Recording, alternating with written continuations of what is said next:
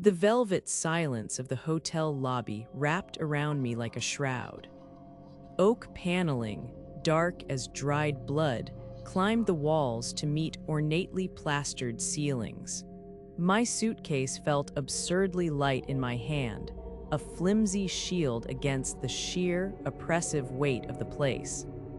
It was chosen for solitude, a quiet retreat to finally finish my novel, far from the accusing whispers back home after. Yea, well, the clerk's smile stretched wide but didn't touch his eyes.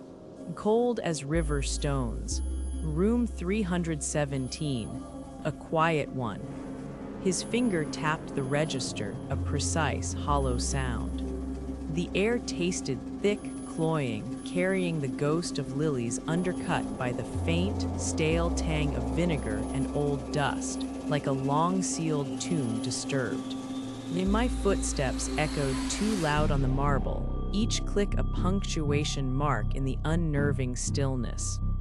The key, cold iron in my palm, seemed heavier than the suitcase. The third-floor hallway. Stretched away, carpet the color of aged port swallowing sound. Gas sconces cast flickering, elongated shadows that danced on the woodwork like grasping fingers.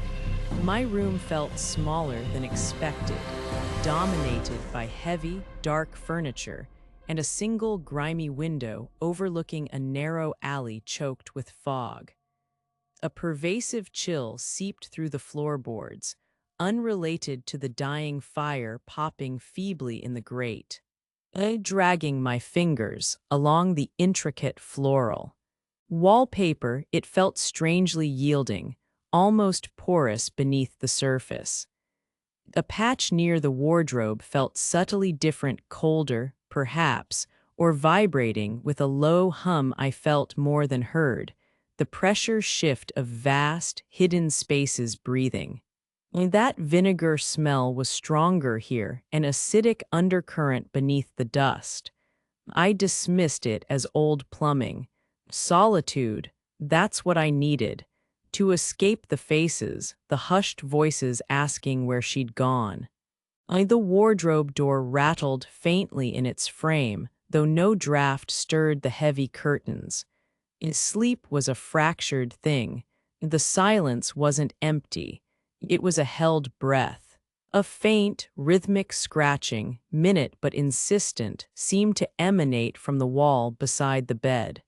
Not woodworm, this was deliberate, patient, like fingernails tracing patterns on the other side of the plaster.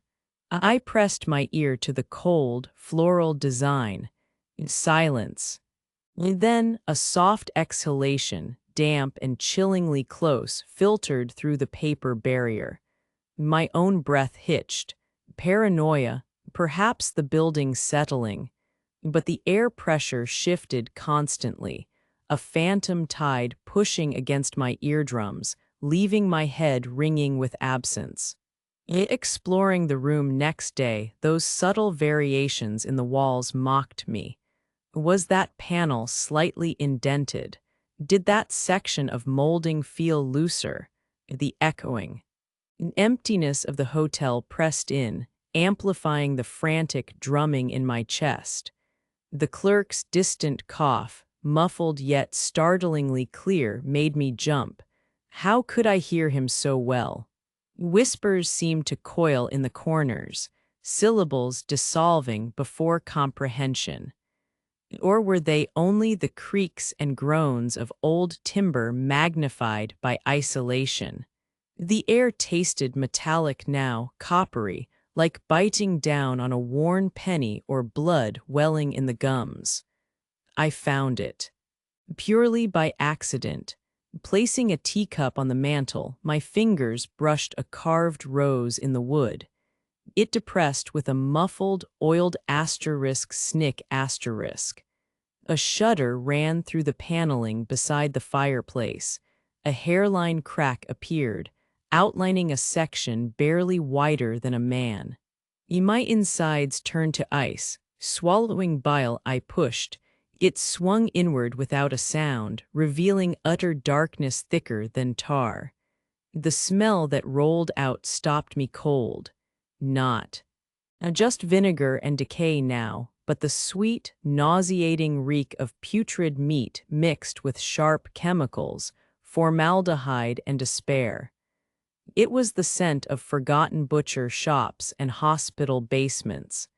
Cold air brushed my face, carrying unintelligible murmurs that seemed to rise from the depths of the hotel itself. A sound echoed down that concealed throat, a soft, wet dragging, like meat being pulled across rough stone, accompanied by a low, despairing moan. Oh, it wasn't animal, it was human, stripped of hope. My skin crawled. I slammed the panel shut, the click final. But the smell lingered, clinging to my clothes, my skin, a visceral confirmation of the unseen architecture of dread. Solitude was a joke here. The hotel wasn't quiet. It was listening. Chains rattled somewhere in the walls, a heavy, discordant noise traveling laterally, impossibly fast, as if carried on dark currents behind the scenes. I couldn't stay. Packing felt frantic, clumsy.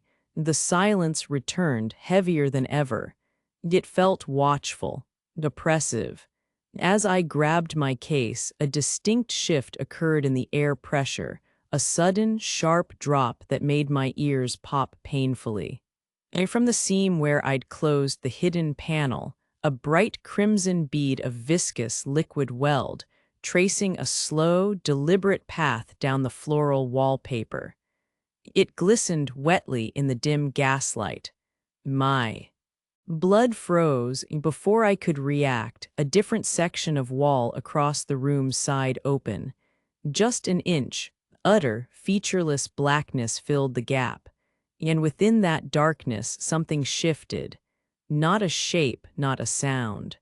Just the undeniable, bone-deep sense of being observed by something patient. Something that knew the blueprints of terror etched into the hotel's bones, and knew where the walls were thinnest. Oh, the heavy brass key in my hand felt like a death sentence.